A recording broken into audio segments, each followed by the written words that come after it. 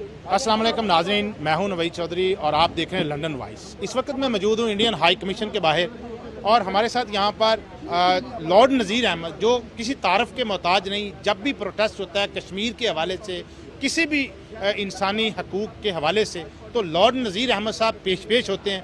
उनकी आवाज़ और तमाम जो है वो अपनी बुरे कार लाते हुए पूरी मदद करते हैं, आवाज़ बुलंद करते हैं। लॉर्ड नज़ीर अहमद साहब से हम सवालात पूछते हैं। लॉर्ड साहब, क्या वजह है कि इंडिया के अंदर 69 मुसलमानों को टारगेट किया जाता है? क्या इंडिया जो है इसको जानबूझकर इस तरीके से कर रहा है?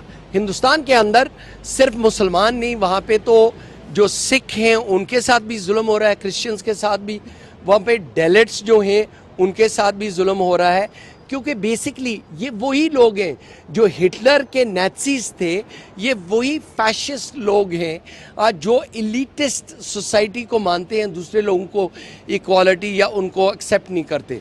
तो मैं यहाँ पे इसलिए आता हूँ ताकि दुनिया को ये बात बताई जाए और बरतानिया के फॉरेन ऑफिस को ये बताया जाए कि जो फैशिज्म हिंदुस्तान के अंदर है उसको कंडेम किया जाए, एनुअल रिपोर्ट में लिखा जाए। ये लोग जो हैं ये फैशिस्ट हैं, ये इंटरनेशनल कानून की खिलाफ वर्जी कर रहे हैं, इनको इंटरनेशनल क्रिमिनल कोर्ट में इनको जो है वो प्रोसिक्यूट किया जाए। और हम इसीलिए आए हैं पूरे बरतानिया। ये कोविड की वजह से हमारे बहन भाई इतने ज़्यादा नहीं आ सके, लेकिन ये हमारा जो कैंपेन है ये इसकी तसलसल जारी रहेगी। लॉर्ड साहब, इंटरनेशनल ताकतें हमने देखा, आपने भी देखा, कहीं पे दुनिया में कुछ थोड़ा सा नुकसान होता है, कत्लो गारत होती है, किस तरीके से इंटरनेशनल ह्यूमन राइट्स और वो डिपार्टमेंट ट्वीट भी कर देते हैं, एक्शन भी लेते हैं, एहतजाज भी करते हैं, बल्कि सरकारी इदारे भी इन्वॉल्व हो जाते हैं। तो यहाँ पर खामोशी क्या पैगाम देती है? देखिए मेरे भाई, यहाँ पे तो मुझे हैरत British foreign and Commonwealth office से है, जो ज़रा सी कोई प्रॉब्लम पाकिस्तान के अंदर हो तो उसको वो हाईलाइट करते हैं। हिंदुस्तान में लिंचिंग जो है मुसलमानों को हर रोज़, कभी किसी का कहा जाता है कि ये गाय माता को ये लेके जा रहे थे स्लोटरिंग के लिए, उसको बंदे को स्लोटर किया जाता है, कोई एविडेंस मौजूद नहीं है। वहाँ पे डेलेट्स को स्लोटर किया जा रहा है, वहाँ पे क्रिश्चियंस को कत्ल किया जा रहा है।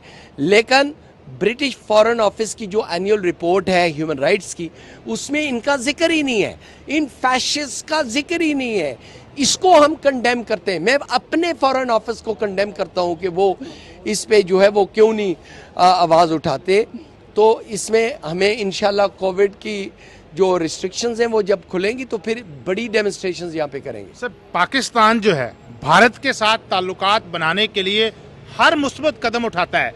किस तरीके से हमने पाकिस्तान ने वहाँ पर इनके मंदिर भी बनाए, दूसरे जो लोग हैं उनको भी हमने प्रोटोकॉल दिया। इंडिया को तब भी हया नहीं आ रहा, या क्या प्रॉब्लम है, या वो ढीठ हो चुके हैं, या उनको कोई मसाइल का शिकार है? देखें, अगर आप तारीख देखें, मैं ये नहीं कह रहा हूँ कि फ़िरौन के लोग कैसे थे या तारीख़ में बहुत सारे और लोग कैसे थे।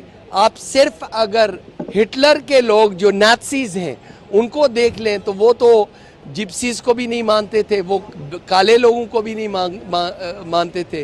तो वो उनसे लेकर आज तक यहाँ पे मॉडर्न इंडिया के अंदर जो कुछ हो रहा है, ये इनकी सोच, ये गंदी सोच है जो एलिटिस्ट सोसाइटी की निशानदेही है। Thank you very much. और बरतानिया सर इसमें क्यों इन्वॉल्व नहीं होता? इतने लाखों का यहाँ पे एहतजाज हुए, लाखों लोग आए हैं, 10 डाउनिंग स्ट्रीट पे आए हैं, तो बरतानिया का कभी खुलकर, हालांकि पार्लियामेंट के अंदर भी बहुत दफ़ा बहुत सारे पार्लियामेंटेरियन ने आवाज़ उठाई है, लेकिन कोई खातिर का कोई रिस्पॉन्स नहीं आता। कहा जाता है कि ये हमारी डोमेन नहीं, उस पर फलां काम कर रहा है, फलां काम कर रहा है। ये क्या है? ये तो बहाने हैं, एक्सक्यूजेज हैं।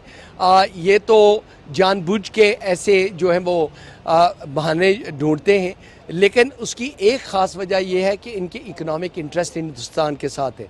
दूसरी इनकी ख़ास वजह यह है कि यहाँ पे भी और अमेरिका के अंदर भी जो हिंदुस्तानी डायस्पोरा है वो स्ट्रांग हो रहे हैं, इकोनॉमिकली भी और पॉलिटिकली भी। अगर आप हमारी कैबिनेट में देखें तो कितने मेंबर्स जो हैं वो इनके वहाँ पे मौजूद हैं।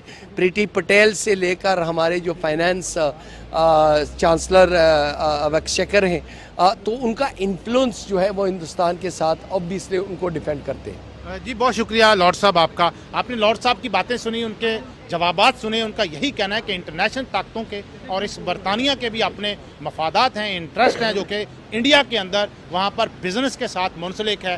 लिहाजा नवीद चौधरी को इजाज़त दीजिए। आइंदा हमारे प्रोग्राम को भी देखते रहिए, और अगर कोई गलती हो या दुरुस्तगी हो तो आप हमें कमेंट भी कर सकते हैं, हमें मैसेज भेज सकते हैं, ताकि आइंदा हम उसको करेक्ट कर सकें। इजाज़त दीजिए, अल्लाह हाफिज़।